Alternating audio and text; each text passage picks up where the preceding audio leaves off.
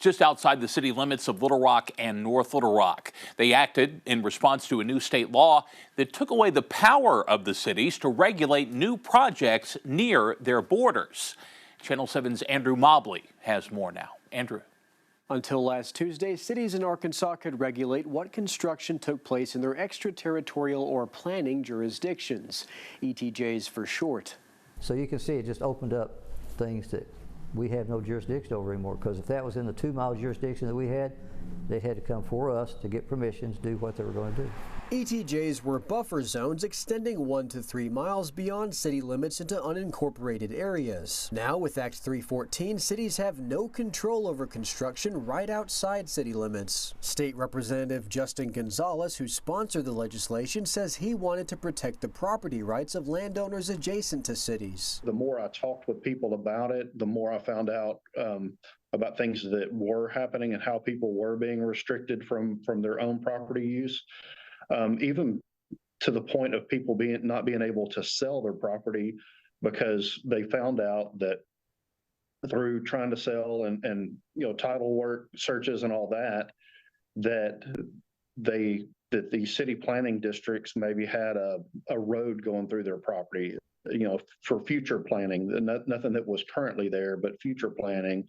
So it's actually stopped sales of property because of that. Gonzalez believes that county residents shouldn't have regulations imposed on them by city officials. Those people who lived in the county but were under that city control had no say in who those elected officials were that were imposing those restrictions on them. But where Act 314 solves a problem for county residents, it creates challenges for cities. When billboards in what used to be Little Rock's ETJ began springing up the day the law went into effect, neighbors and Pulaski County officials were alarmed and worried what else might be on the way in the absence of regulations. People who built homes or multifamily residential or restaurants or retail outlets have counted on those that zoning regulations when they made their investments in that part of the county. When it just disappears like that, it puts our citizens at risk that some incompatible development may occur in their neighborhood or in the area where their church is, or where somebody's invested in some shopping center area or something. Last year we had somebody wanting to put a slaughterhouse in our city. Well, with the zoning regulations and the ordinances we have, we could stop that. If you go to a county with no zoning ordinances, you can do just about anything. As I've been told by my planning director, it's kind of like the Wild Wild West out there. Here is a map showing North Little Rock's extraterritorial jurisdiction, extending 2 miles beyond its city limits. And now with Act 314, that buffer is gone. We've got people out there on many thousands of acres of property.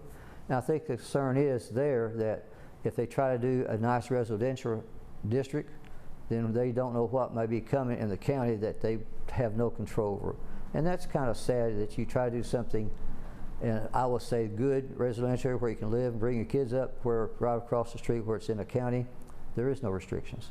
So it kind of brings their value down. So to address the issue, last night the Pulaski County Quorum Court passed a moratorium on construction in former ETJs that would conflict with long-standing municipal regulations. The county is looking into developing its own regulations that have some continuity with rules that were previously in place. What this is going to pause exactly where we're at.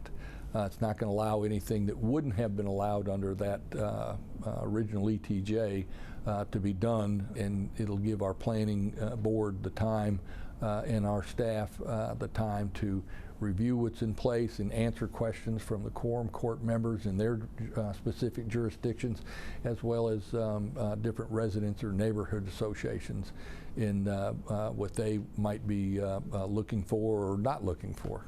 The moratorium on non-conforming construction projects in what used to be ETJs will last for 6 months. On your side, I'm Andrew Mobley. Andrew, thanks very much. For more on this story, visit KATV.com.